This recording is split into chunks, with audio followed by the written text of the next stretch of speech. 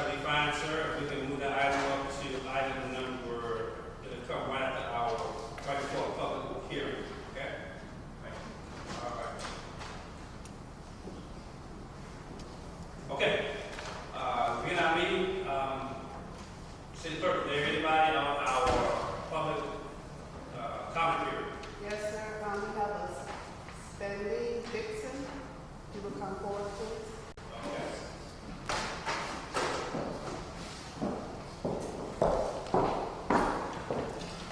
Good evening. My name is Stanley Dixon. And I can't say wholeheartedly that I represent the entire community of Midtown Park, but we started out with a group of 28 people. Somewhere along the way, they fell off, and for the reason they believe that nothing's being done about our situation in Midtown Park. Now, I have discussed this before and talked to the mayor regarding some of the problems that we're facing. It has been a tough summer for us. The odor across the street from us, I'll say, Liberty Roll-Off, has been awful. We're still dealing with it, and we feel like it's hazardous to our health, and we want something done about it. We also petitioned to have speed humps put in our neighborhood simply because Pinewood Drive itself is a long stretch. People speed there. All over the street sign says 25 miles an hour. Cars go faster. And another reason why we're concerned is that we often get commercial vehicles that come through the neighborhood taking shortcuts. And this is unacceptable. You have the huge trucks that carry loads of God knows what. We get the dust, we get the dirt. We did, however, have someone come out from the Environmental Protection Department, and he found out what I was saying was true. His name is Bill Hawthorne. He did cite them. He said he felt like if the trucks are going to come through the neighborhood like that, or even down the main street, Habersham, they should water it down because the dust does fine. We have people that suffer from asthma and other problems, respiratory problems in that area. We have problems with dumping, abandoned homes where the landlord has just evidently forgotten he owns a home there. Late in the evenings, people will come and dump mattresses, whatever they want to throw away. They'll dump it in an area where they think no one cares or it doesn't matter. We also get the landscapers who come, and I'm sure they come from other areas, and they're paid to get rid of the roughage that they carry, but they'll dump it on our street and take off. We are very concerned about our storm drains. The weather is approaching where flooding starts. If those storm drains are not cleaned, guess what happens? It floods Magnolia Park.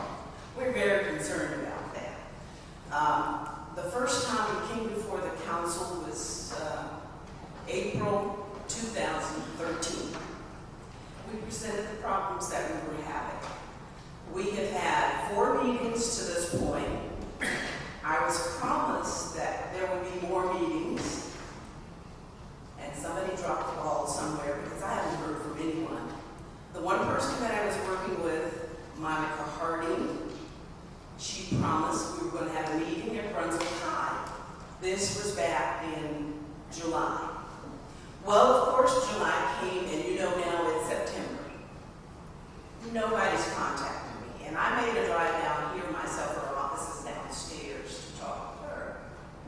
I haven't heard anything, and that's the reason why I'm here today. We appreciate what the city has done. There was an effort made by Rick Charnett to get some of the areas in the back of our homes cleaned out because it was a mess. You would have what we call it a banquet hour, where you have a the possums, the raccoons, and anything else going to Liberty Roll-Off for feeding. This is unacceptable. And then, of course, people pass by and they'll hit the animals, and you can have your choice of roadkill. Just drive down the street. I have invited a council person out. She smelled the odor. He smelled the odor. And we also have a council member that lives on our street. Now, we would like to do it the proper way, to come before you and request the things that we would like to have help with. That's why I'm here. I would like some results. We have one, well, a couple of us, we're dealing with these little black flies or flies. I don't know if they come from the mulch once it's wet or damp, but when we turn on our air condition, you can smell ammonia, rotten eggs, occasionally dead animals, and it's because they collect trash over there. That trash is smelling. We've been told, well, we're deodorizing it. If the temperature outside is 93 or 94 degrees, we can't bear it. The smell comes in our homes. Turn your air conditioner on, you get a smell. We would like something done about it. We also asked previously to have an area designated for the smaller kids in the neighborhood to have somewhere to go or have a playground.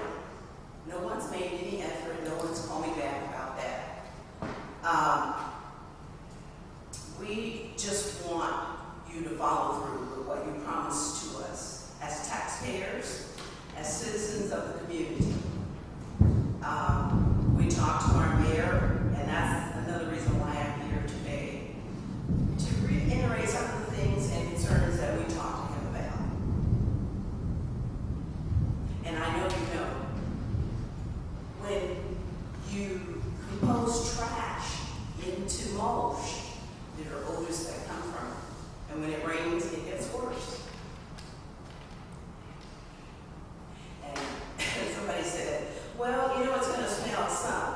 But it's still like the problem that the British had with the troops and the latrines. I'm sure some of you remember that story. The flies transferred the disease from the latrine to the soldiers, and it caused all sorts of diseases, and I'm sure they died. But we're not at that critical point, but we do want you to take some type of action on our behalf. And we thank you, Rick, for what you did. He had his men come out, and they started to clean up. It took some time, but he got it done. We do appreciate your help, and we want the help of the community. We're a part of this community. Although it's an older community, we're still a part of the city. And if you can help us with that, we would appreciate it. Thank you. And so you said something about the EPA person. So Arnie, what were your last results concerning that? I can't remember the time frame exactly, but maybe it was November, December of last year. We used directed me to go out and take a look. Now there was some Dixie Festivals and I'm talking about two that they roll off specifically. And this wasn't in the heat of the summer, but it was a windy day. But we had to separate the materials that came from the facility from what the city can control. We have a site plan, zero plan development, so they are tied by site plan. They can put the mulch pile over here, they can put all the other piles in certain areas. We have them tied to a site plan. The materials handling facility is a state permit, it's not through the city of Brunswick. So anything that happens with the garbage, the household garbage that comes in, as I understand it, it gets dropped off inside that building. It doesn't break the building, so it's not a closed building. And they have put a deodorizing system that mists. So they have some sort of chemical that goes out of this. They did admit that during the heat of the summer and summer months, it poses some challenges out there just because of the heat, the smell. But they also mentioned that everything that is dumped there that comes in on the small trucks that go around and gets dumped, those are from the bigger trucks that same day. So nothing is supposed to stay overnight. And they're also not using that for the mulch. So construction debris, yard debris, that ends up as mulch, but it's not composted. Anything that's done with the materials handling permit is through the state. We have no control over how that operates. So those concerns really need to go to the state person, not to the city. So do we need to advocate to go to the state person on behalf of our citizens? We would be advocating on their behalf, but we also need their help, petitions or whatever it needs to be, specific items to be addressed. We can certainly contact them, but ultimately it is their control. It's not as though we can tell the state what to do with that permit and how they should operate it. So when we reported back to you that there's really nothing that we can do other than maybe advocate on behalf of the residents. But that and everything else that's being operated out there is under meets the requirements of the site plan that we have. Well, who in the state? I don't know that. I have to look up on the website. If I go to the state, I'll go there and talk.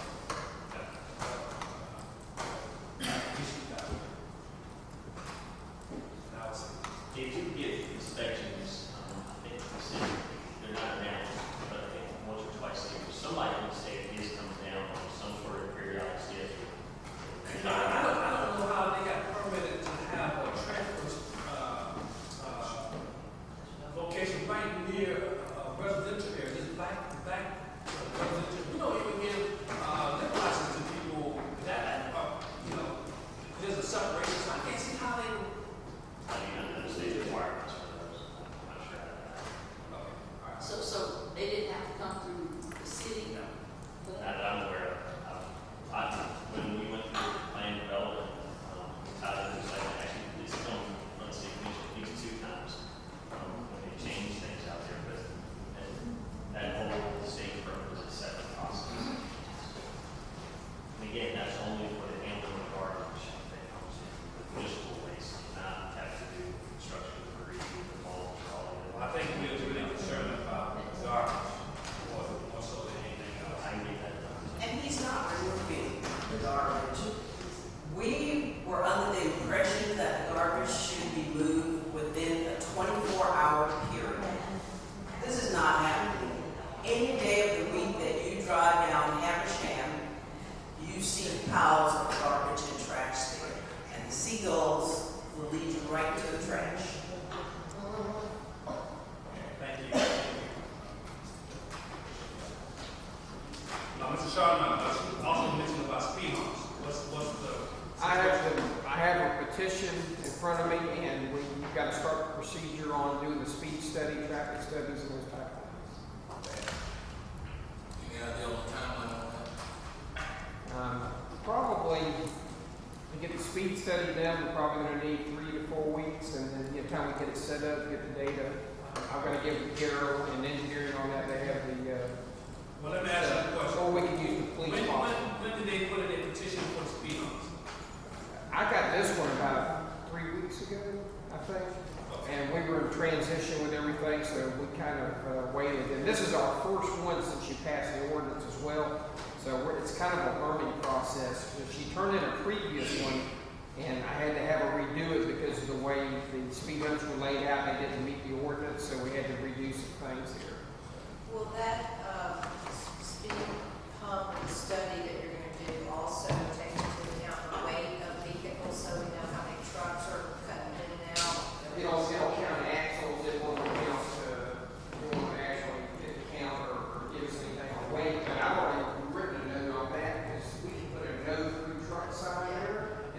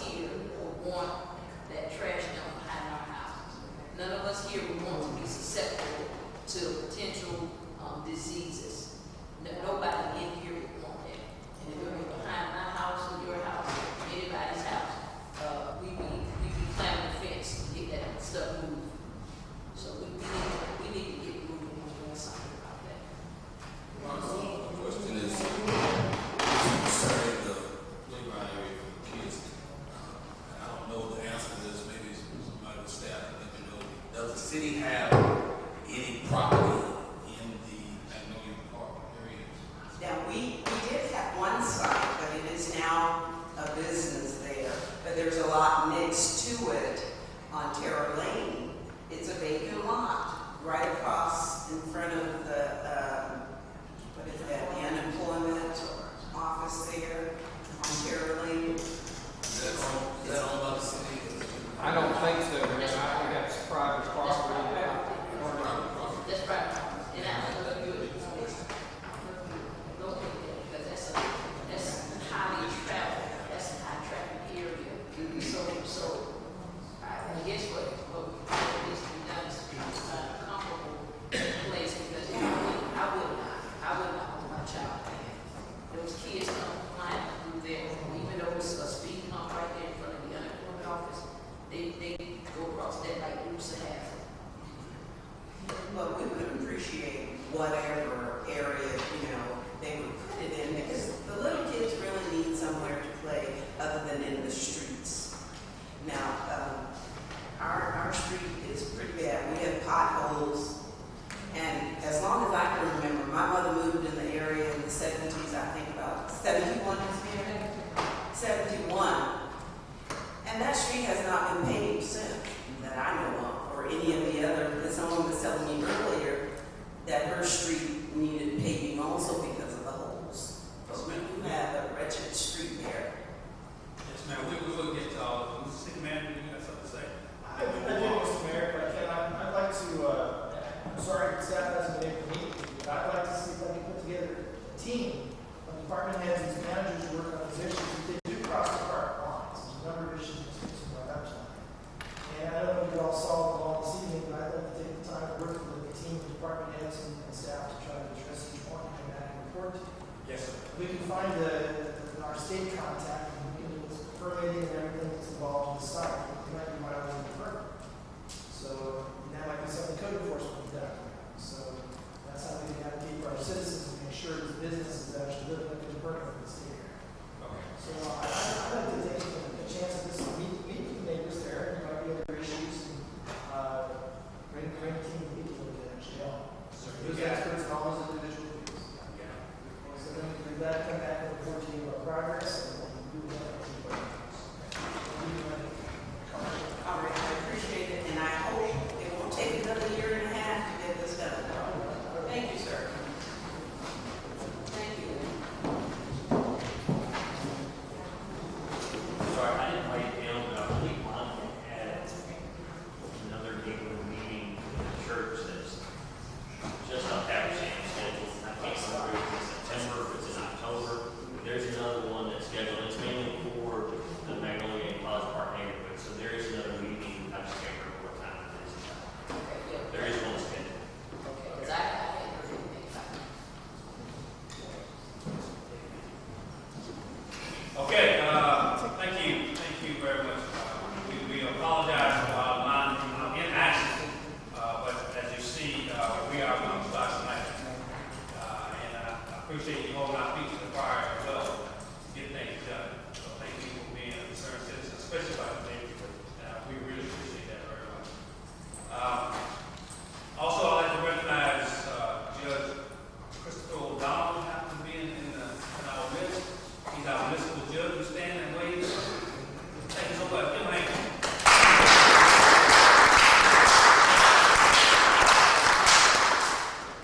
All right, any other person on public comment here? No, Mayor, we all. Thank you so very much. Okay.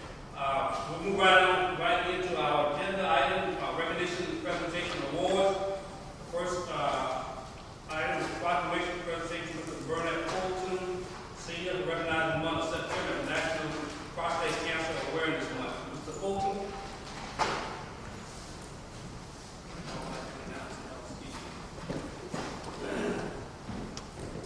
This is a proclamation to Mr. Fulton, basically stating that September is Prostate Awareness Month for all, especially all the young men and older men too as well.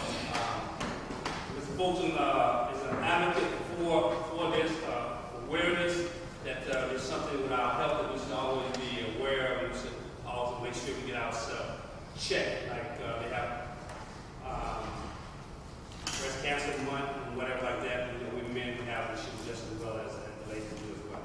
So, without further ado, it says from the Mayor City Council of Brunswick, Georgia proclamation, whereas prostate cancer is one of the most common cancers among American men.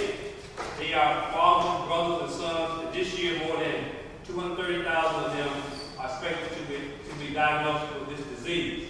And whereas since the mid-1990s, the mortality rate for prostate cancer has fallen, but too many men, an estimated 29,000 this year, will die from this disease.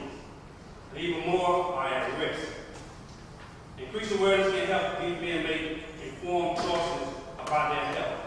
While the exact cause of prostate cancer remains unknown, medical research has identified well-established risk factors with which men should be familiar, including age, family history, and race, and whereas, even as we continue the urgent work of improving care, too many lives will be disrupted and too many families will experience the pain of prostate cancer.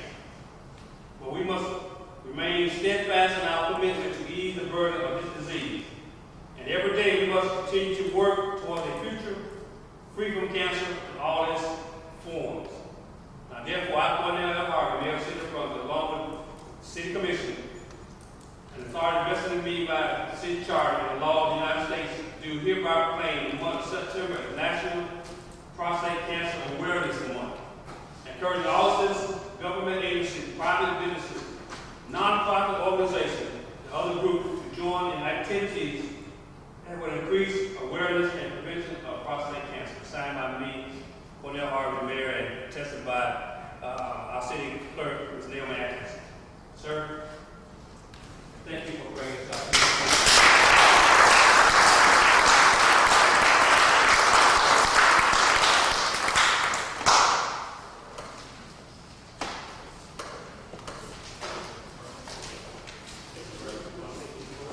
I would like to thank the mayor and the city commissioner for extending to us this opportunity to declare the month of September as National Prostate Cancer Month. This has been my passion. It's part of my bucket list. I was diagnosed with cancer a few months ago, and going to the doctor and the real thing for me was to go home and to tell my family that we all need to go to the doctor together. And while there, he said that to them that I had cancer, that it was not treatable, not curable, I'm sorry, even treated. But the things that I've had to go through over the months, I don't want to see anybody else go through. So I want to make sure that I use up my time spreading the word, helping to educate other men and families the importance of getting tested for this dreadful disease. And prostate cancer is real silent. So I'm asking you to give us support. We will be announcing in the next few days of activities that we have planned for National Prostate Cancer Month. And I'm grateful to my wife because when we were diagnosed along with my kids and before the doctor, and instead of me holding my head down and raising my hand, she said, "We're going to fight this."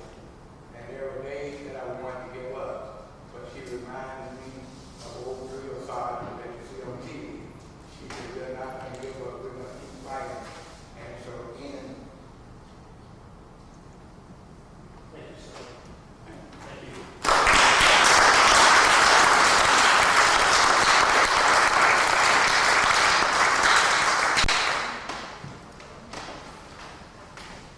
Also, we have a proclamation to present to the College of Social Georgia men's golf team. These guys are great. Come on out. These guys really won that championship. Take it home to go. Take it home to go. What's up?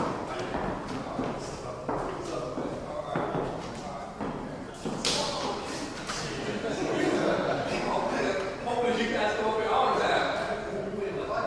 this guy can hit a golf ball. Oh, it's a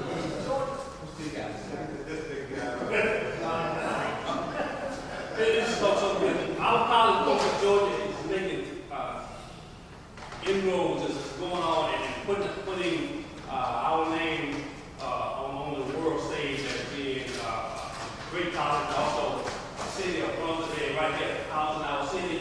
They represent us very well. I know when they go out and play the game, you know, people ask where they're from. Coach George, where's that at? Brunswick, Georgia.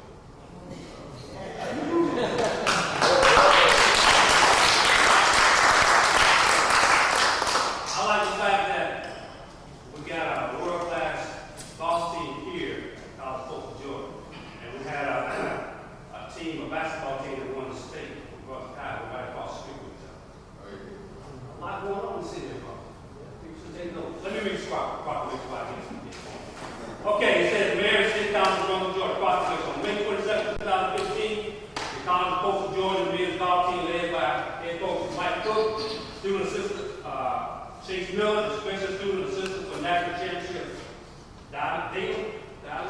Dylan Freeman won the National Association of Intercollegiate Athletic Men's Golf National Championship for the second consecutive year at the LPGA International in Daytona Beach, Florida.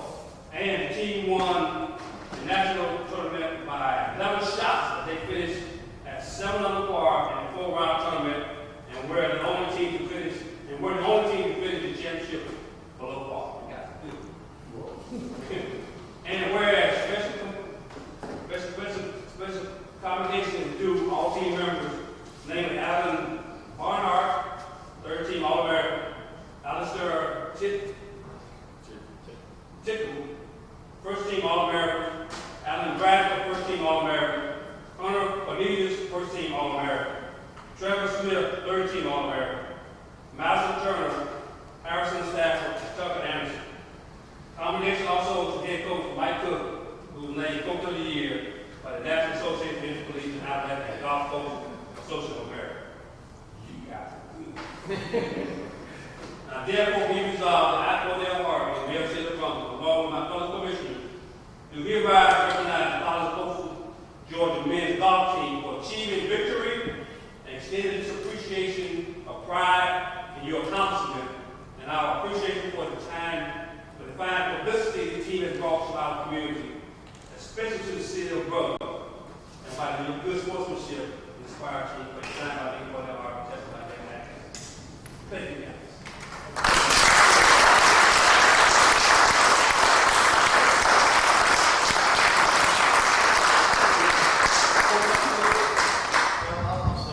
It's a great honor, Mayor Harvey, and the commission to have us here again.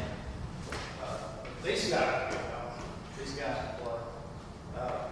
We had 4 seniors last year. Many of them didn't be here. Some of them graduated. Some are in night class, so up there studying. We have more bodies than this. But that team last year was the best team I've ever coached. And they set many records. And I think looking at this year's team, I feel like it's going to be a talented team. We have more depth than we've had. It's just a matter of maturing and being there at the right time. So we have a long way to go. I promise they'll work hard, just like these guys did. And win, lose, or draw, I think they're gonna have a good season. And we hope to come back again some other time. When to go again, sir?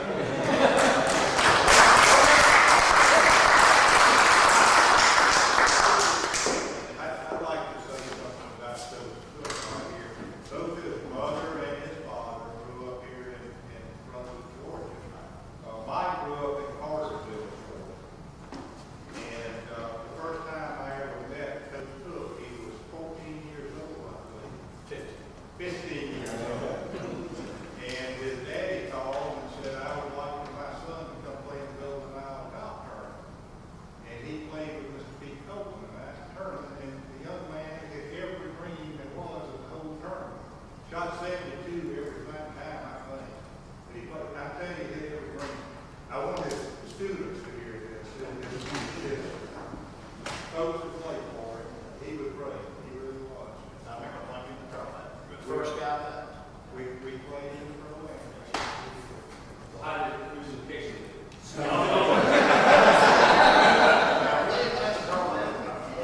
That year in the tournament, I was co-medalist at the Skipper Tour. Remember, got rained out, we had weather like this. We only had 2 rounds. And we coach in. Skipper donated to the seats. And Mike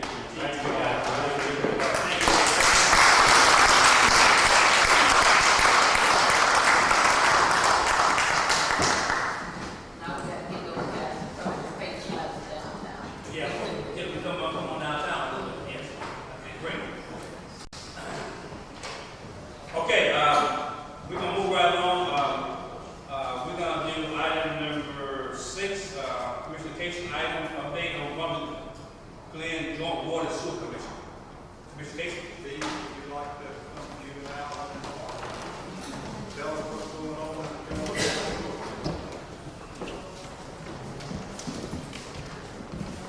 Mr. And I Mayor, appreciate you being here today very much. Mr. Mayor and Commissioners, appreciate you having us down and giving an update. I actually got back up here tonight. I got my wastewater treatment division superintendent, Mark Riles, and his right-hand man, Mr. Alvin Lane, and I can do a lot without these guys, so I'm glad they're up here. But we're here to answer questions tonight, and we've got lots to talk about. Got some things that you want to talk about and hear, and then you got some things that you really want to hear. So, getting started, the last time we were here, we had talked about SWAT 6, the proposed list of SWAT 6. There's actually two projects on there that definitely affect the city of Brunswick. One is Whitlock with a water line extension that extends into the city of Brunswick. There's a failing well also at the end of Whitlock Street, and we're actually monitoring that all the time. We have a project on the SWATs list to extend that those water lines down there. We also have in the city of Brunswick, Norwich Street, and all those areas up where earlier you heard there was flooding. Flooding also affects joint water and sewer. We have something called water infiltration. And every time that it rains hard, like it has for the last 3 weeks, we get water infiltration into our system. And some of the stuff I'm going to speak about later, it really affects us and it affects the water that we treat. We have several projects where the manholes need to be lined and the sewer lines that are below the street that are getting groundwater infiltration are definitely affecting our numbers, our permit numbers, and also how we treat our waste. But there's definitely two on that list. They won't come off, but when you put the two of those projects together, that almost equals half of the 7 projects we've got listed for the proposed SWAT 6, which all of them are important. The reason that they're on there, and I want to make that clear, we have 4 districts in Glenn County. We have the city of Brunswick, St. Simon's Island, North Mainland, and South Mainland. The reason all those projects are on there, it isn't equally split between 4 districts, but it's also, those are the priority projects right now that are costing our ratepayers the most money and causing us the most inconvenience on maintaining our systems. The next subject that we have is we recently completed our new office move, and with that we also have camera systems that we installed over on St. Simon's Island and South Harrington, our new office complex next to CVS on Gloucester Street and Academy Creek. Tomorrow morning, with the chief's permission, we are installing software for the city of Brunswick, so they'll have access to those cameras in case there's ever an accident or a theft, which we actually today worked out some footage on our camera system that helped them solve a crime this weekend. So we're giving them total access to those cameras, and that'd be 24 hours a day, 7 days a week. And that's also for our security too. The next subject that we have is, I know that several of you commissioners have been to the Hercules EPA briefing that was downtown at the library, and we listened to that, all of us, and we listened diligently to what was being said. And with that, and working with the fire department of Brunswick and the public works and the Glenn County Fire Department, we had went through the OSI rating system this last year and actually improved the scores in the city of Brunswick and Glenn County, which resulted in lowering the insurance rates. Well, one of the areas that was that stuck in my mind that didn't have fire protection was Terry Creek subdivision, which I think one of our local industries referred it to the Terry Creek Trailer Park. Actually, those are fixed structures over there with shallow wells. As we had stated in our meeting with them that night, we had addressed that we noted the depth of the Hercules plume that had benzene in it and where their discharge was in the Terry Creek. Thinking about the OSI rating and also the shallow wells over there,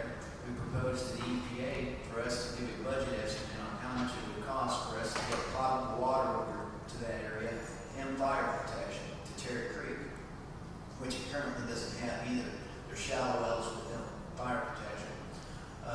Either tomorrow or Friday, we will be submitting a letter to the EPA and Hercules for the possible funding of the fire protection system and potable water to that area over there to get them off the shallow wells. And it's needed. Next subject that we have is probably the main subject, and I'm letting this lady state because it actually kind of interlines with what they were talking about earlier. Academy Creek. Academy Creek sits down on Newcastle Street. Sometimes it's nicknamed SeaWorld because of the fish figurines on the front. But we process all of the city of Brunswick waste in most of North Dane County. We have a wastewater treatment facility that's on the south end, down there at 29, that does the south end of the county, and then we have one over in St. Simons. But our largest one is Academy Creek. And we were asked to research this and see what we could do more on odor control, and I've got quite a bit of information this evening, which I'll be very short on, but hit the points. Monday, I think there was a complaining about odor control, that there was a large smell coming from Academy Creek. Just so happens that Mark and his staff were out there with the salesman for the fragrance machine.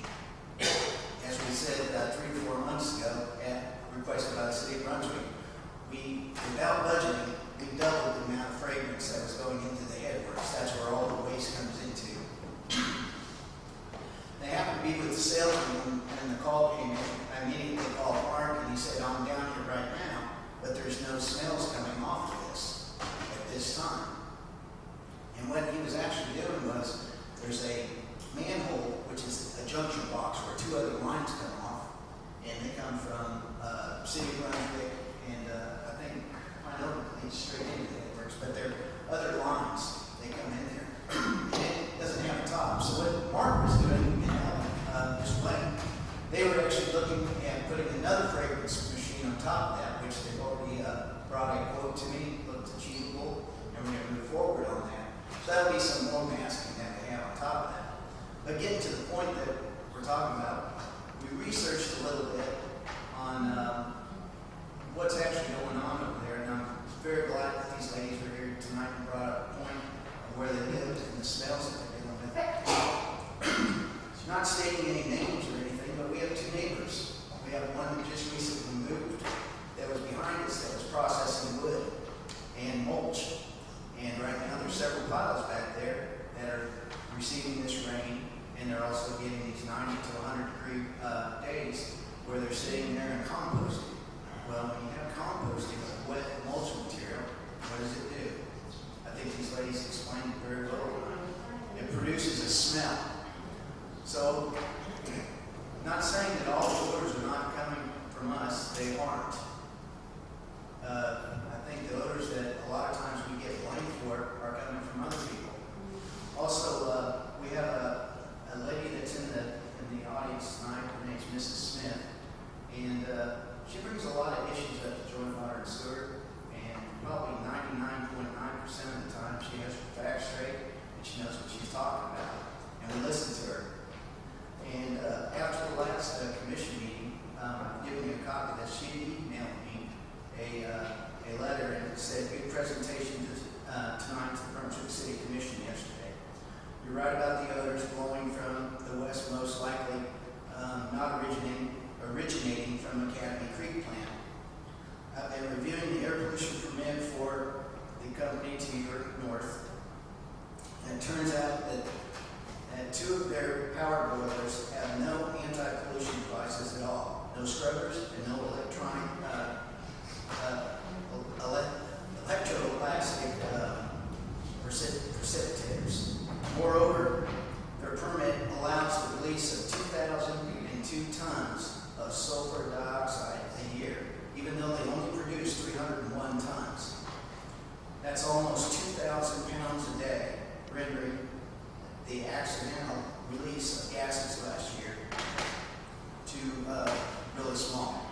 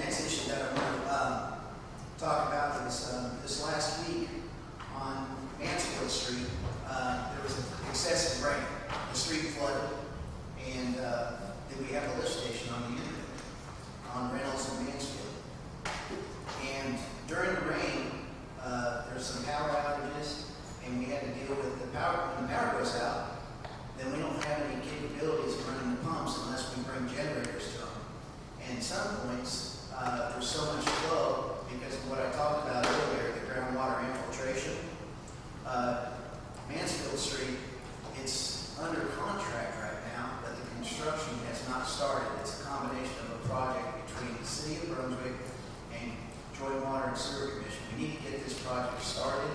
We have a contractor which put out to bid, the contracts are good, but we need to get that project started because I'm certain if we would have had the contractor on site with bypass pumps, at least we could have handled the infiltration that that lift station took. We had a small spill of 1,000 gallons of waste will be in the paper tomorrow, but we went and retrieved 700 gallons of that. The problem with Mansfield Street, though, is the storm water system comes directly into the bay, so it's a straight shot. There's no catch basins or junction boxes that we can catch it once it gets into the main stream. There's several problems with that storm drainage system right there, as well as the sewer and water on Mansfield Street.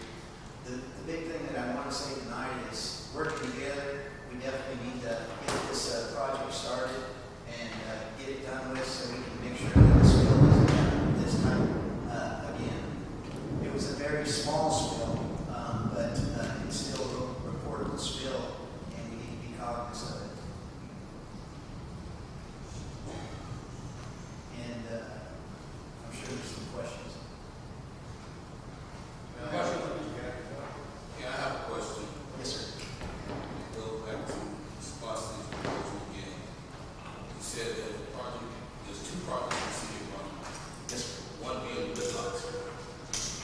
One being Whitlock. Whitlock Street is there's a well at the end of it, and that's called, it's at the very end of Whitlock Street. There's two systems, there's an Old County system and a old initial water production system, it's old City of Brunswick system.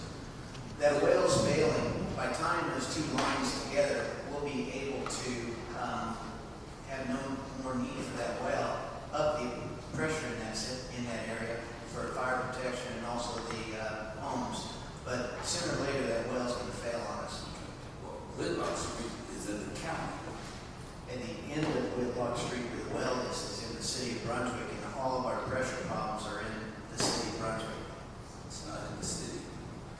The results of fixing this will help the City of Brunswick district. Okay, that's what I'm saying. I'm asking what specific projects are being proposed for the city of Brunswick proper, in the city of Brunswick, the city limits of Brunswick. Look at the very last one on there. I Under this. Oh, you don't have it this evening? I provided it to the city. The second day after I came here, I provided you guys a list. I provided 8 copies of it. I didn't bring it this evening. But I specifically asked the question because I'm concerned that we're proposing a SPOTS project where the city of Brunswick has nothing, not even infrastructure projects within the city limits of Brunswick. There's nothing there. On this proposed SWAT 6 list that we had submitted to the county on July of last year, had 2 projects which equaled almost 50% of all the money for the proposed SWATs list. I would certainly love to see that list because from the list I'll- we got, it had not one. I'll provide it to you again. And the Commissioner, I'll even bring it to your office and point it out. Please do. Any further questions? Well, I really thank you for your staff and you doing a lot of things that I order. Realizing that's what citizens smell, even though it's not coming from you, still you are going over and above to make sure that doesn't come from you guys. So that's a big commendable. We really appreciate that. It shows that you are trying to be you are a valuable member of our community and that you care about our citizens just as well. So we appreciate that. Appreciate that so much. Mr. Riles, Mr. Wayne, appreciate all that you do. Realize that we have the largest wastewater treatment plant within our city limits. Normally people have on the outskirts or whatever like that, but now it sits right in the middle. But realizing the things that you guys do is really helping us out. You got cities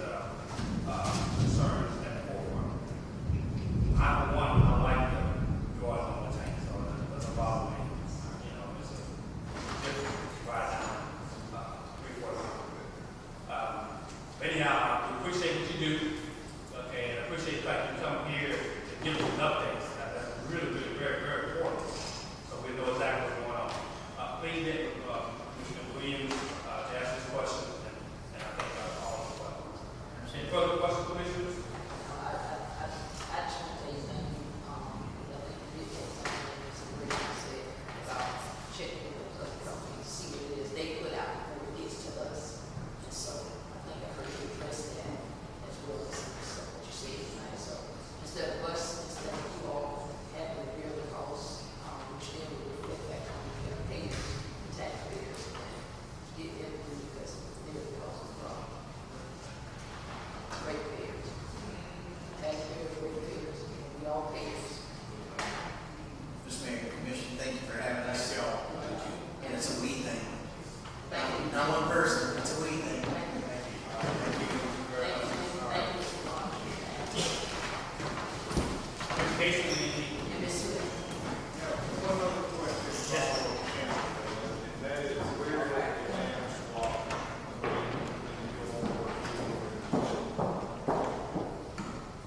Been discussed, Could I ask Jim, you to look into that, please, and see if you can find out where it is? Certainly, glad to. Yeah, thank you.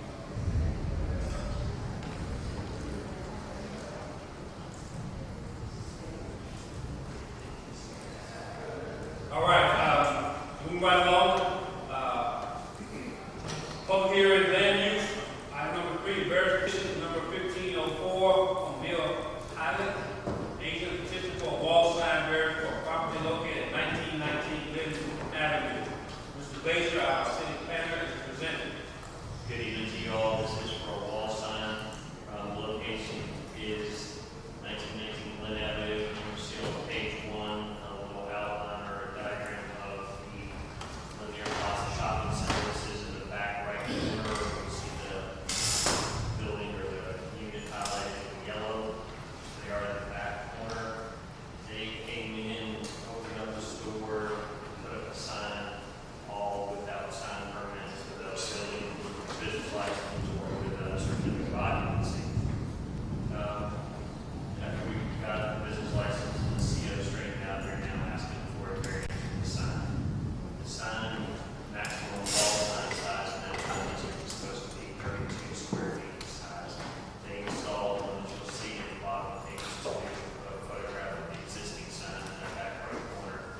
That is a 36 square foot sign. So they're asking for a variance to allow that to stay up. Staff recommends in favor of granting the request of sign variance for the wall sign installed with the sign permit. The installed sign is only 11% larger than allowed. The increased area will not be noticeable from outside of the shopping center. Most people, quite honestly, aren't really between 36 and 32 square foot sign just by looking at it. They'll need to cause different to the zoning ordinance if it's allowed. I also don't think there's going to be a terrible problem with actually getting denied to have to put up a smaller sign. So basically, what they did, they decided to, what they do it, they beg for forgiveness. I can't speak to their intent, but they certainly, our code enforcement officers are going through the list provided by finance for all business licenses, to make sure that people are staying on them. So they're going through looking for business licenses. They come following the store that's open, it's not on the list, they go in and realize it's a brand new store. We don't have a business license, we don't have a CO. We just come across these locations. Look, I don't want all these businesses opening, but it's still, there are guidelines for them to follow. And it should be maybe something in there that, they have to do some community service or something, or doing something against our violating really that not even get a wall sign. Something, because they don't want people to continue to do that. And it could be our fault for getting catch in time too, but it's still, they know, but it's still not good. Most people who own a business should realize that there is a business license that's needed. Right. There's a nice packet online too for if you want to start a business, these are the things you need to follow. So we do have the information.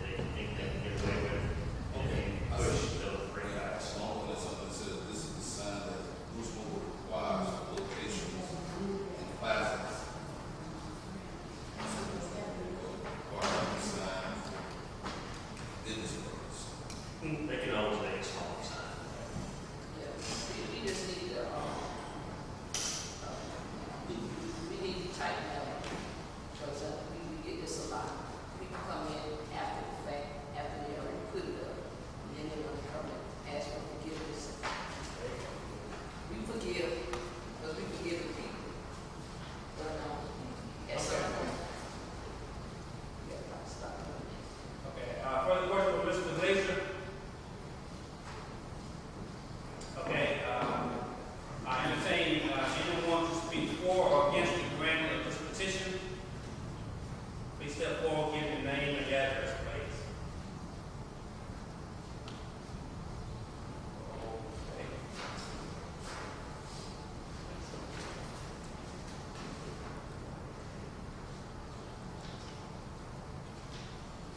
Seems like no one's rushing to the mic, so, Commissioners, entertain a motion, which will and pleasure.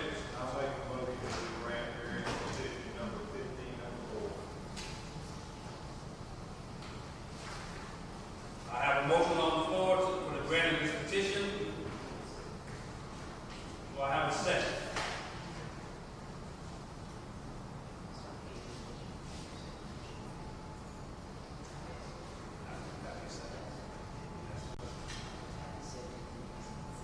Second. Motion is second for the grant of this petition, petition number 1504. Are there any further discussion? And Arnie, you said we have already gotten a fine payment from them. Okay. For a temporary sign, yes. Okay, so they've already paid They a fine. paid a fine for a sign violation. That was not a wall sign, but it was a temporary sign. Yeah. Okay. Further discussion? Being none, all those in favor of granting this petition, please raise your right hand. All those opposed? Let the record reflect, 4 to 1 for granting the petition. Thank you. Okay, item number 4, consent agenda, consider approval of August 19, 2005, work session and regular scheduled meeting minutes. Take a second to peruse, and I entertain a motion. Mr. Mayor, I offer a motion to approve presented. Second. Motion second for the approval of both minutes. Are there any further discussion? Being none, all those in favor, please raise your right hand. Motion carried.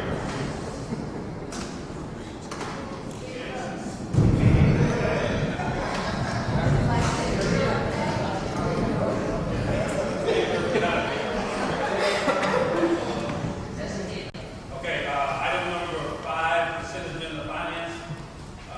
Consider approval of item report of June 31, 2015. Ms. Mills, our finance director,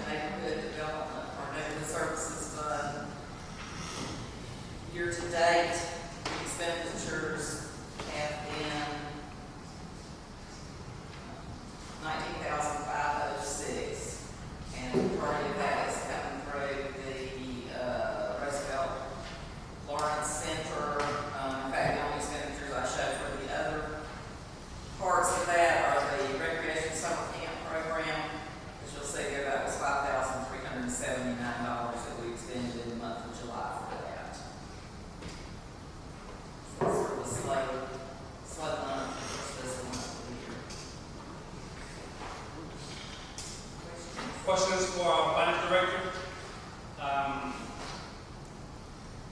One question, I know we talked about sanitation before, about trash pickup, but we're dealing with waste management. I see here sanitation for trash pickup, $75,000. Is that typical or is that? Yes, that's pretty much, it runs about the same every month. Would that decrease when waste management start getting their equipment that they're supposed to do, trash pickup? We have contracts, so there should be no change in the fee. If they have to put more onto their schedule to pick up our, Now, are we picking up trash and they don't pick up? we do have a couple, truck that goes out and picks up some of the illegal dumping. We have an employee that we pay, works 20 hours a week, I believe, they can have a report, so we are paying. The expenses for that are covered over in the public works department, they've not been pulled over to the sanitation fund. We could do that probably in July, would be a good, I could go back and reclassify that and do it for the end of the year, so that, because one thing that would transfer money back over to the general fund, because the general fund is splitting the bill for that right now. And the equipment that's being used, is not used 100%. Yeah, it's a real old truck, so it's, I'm sure already been depreciated off and all that. Enough of them. Gas and stuff like that. But we capped out at the loss, right? We capped out at our loss percentage. Yes, we have hit our final decrease on that. Yes. So we're right at 27%.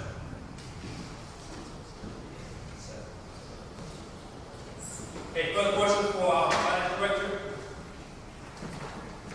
If not, I entertain a motion, please. Make a motion that we accept the financial report as of July 31st, 2015, as presented. Motion second for the acceptance for approval of finance report. Any further questions? Discussion? Being none, all those in favor, please raise your right hand. That motion carries unanimously. Thank you, Ms. Mills. Item number 7, consider approval of the acceptance of the URA recommendation to send out RFP to the Dollar Tree. So, Commissioners, what's the will and pleasure with that? We just had a meeting with the URA